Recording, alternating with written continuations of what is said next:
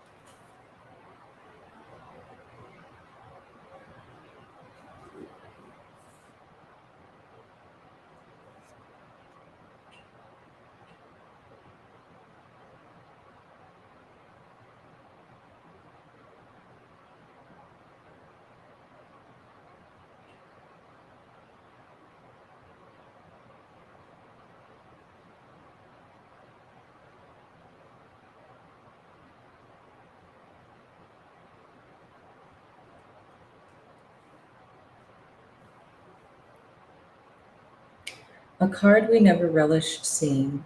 The devil speaks of bondage, addiction, denial, and darkness.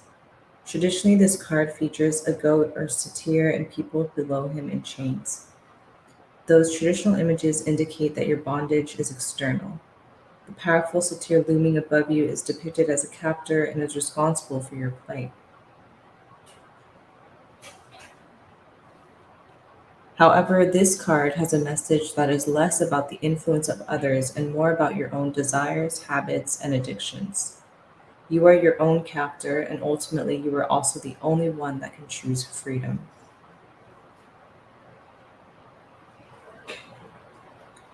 In this illustration, we see a female fawn closely, even intimately entangled with a demon.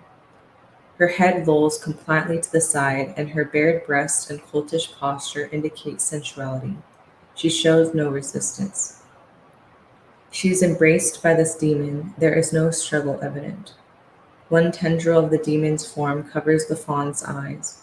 This detail of the illustration brings attention to the fact that often we are blind to our own actions and patterns of behavior that keep us from moving forward and being our best selves.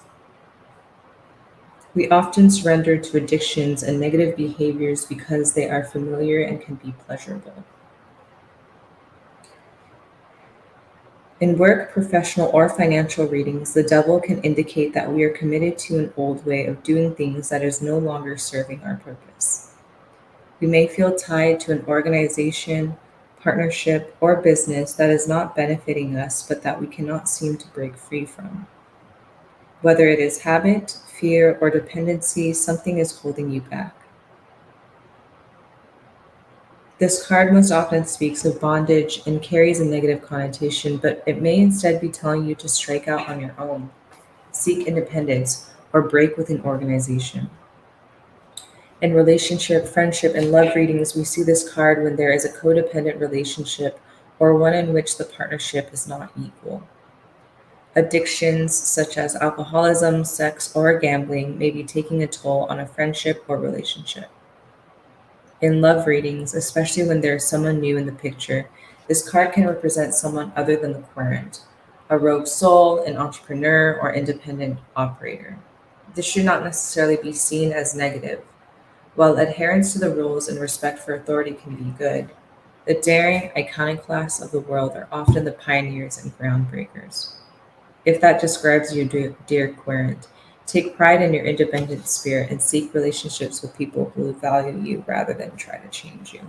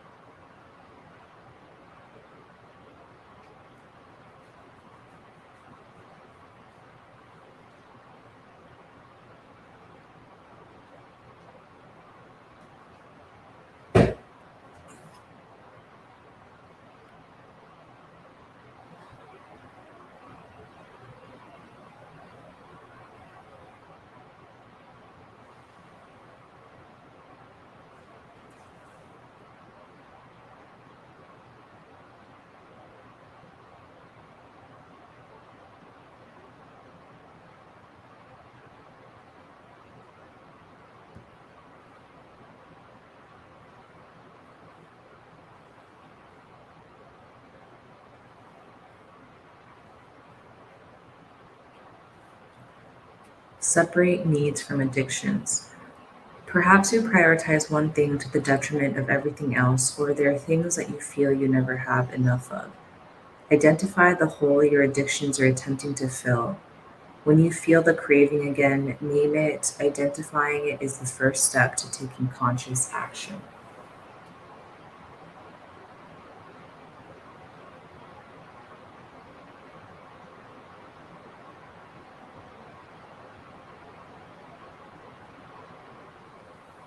Illuminate shadows.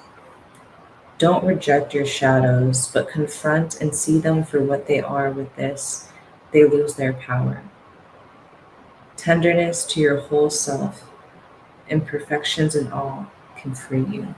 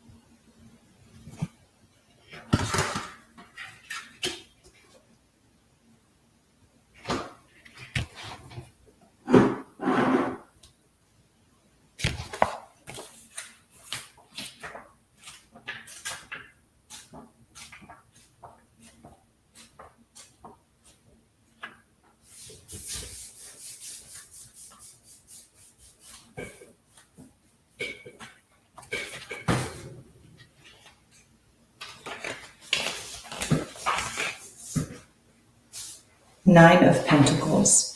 Keywords: success, abundance, self-esteem, maturity, discernment, balance, strength.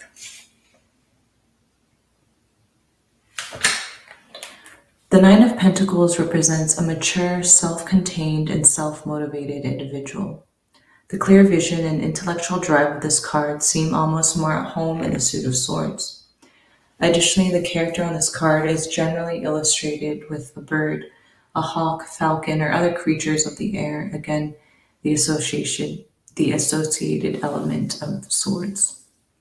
However, her feet are on the ground, and the lush gardens in which this archetype lives indicate someone who has harnessed their high ideals, critical thinking, and focus, and used those tools to prosper and grow in the earthy and grounded garden of Pentacles.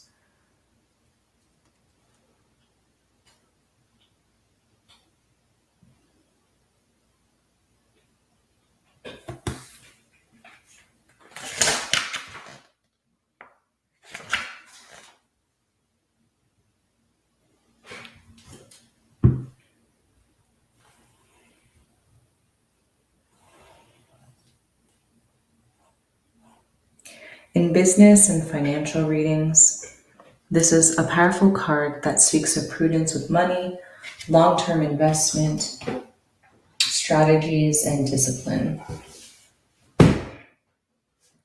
The economics represented here are those that blend focus and a cool head with the sensual and physical. A winemaker, for example, or hospitality-related businesses such as hotels, spas, or restaurants. This is not a card that represents the beginning of a journey or idea, but rather the kind of reward that awaits those who pursue their passion with discipline and drive.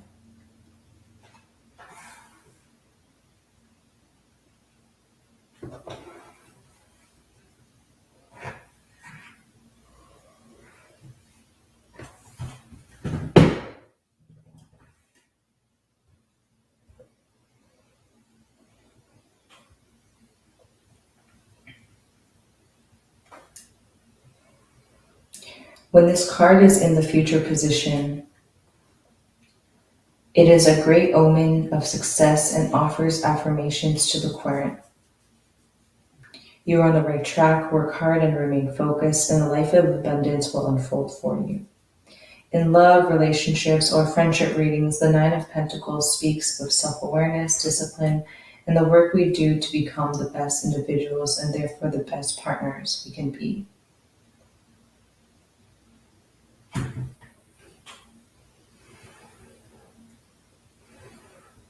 This card encourages us to focus on developing our own minds, bodies, and skills.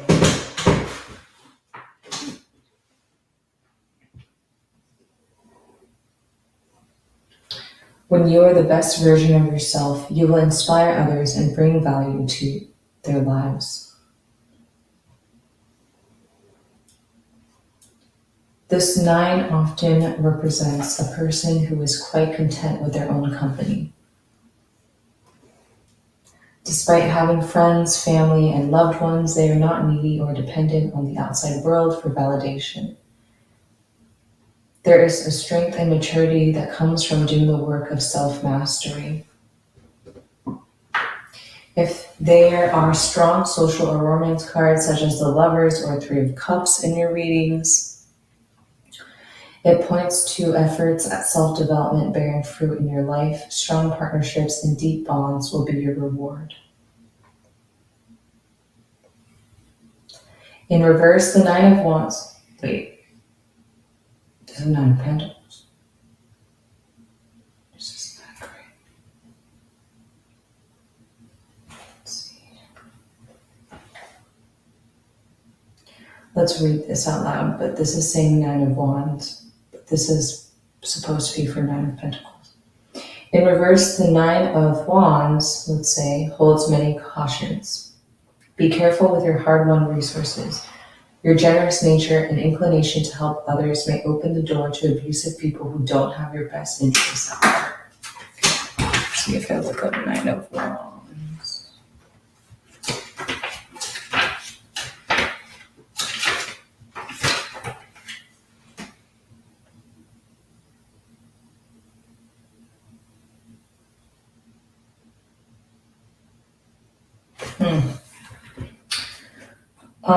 When you have done the work that results in prosperity, others may try to erode your self esteem or diminish your accomplishments.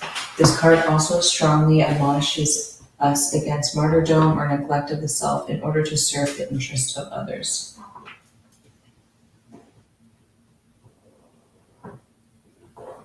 While there are times in life when caring for a loved one may take precedence over our immediate plans and goals, we must always remember that our lives are our responsibility. If you are unhappy or unfilled, you have less to offer. Focus on self-care and self-development. Another caution. In reverse, this card can warn against an unwise investment. You may be putting time, energy, or money into something that is not as it seems. Protect yourself and your resources. Don't overcommit. And if your gut is warning you about someone, listen to your intuition. So this is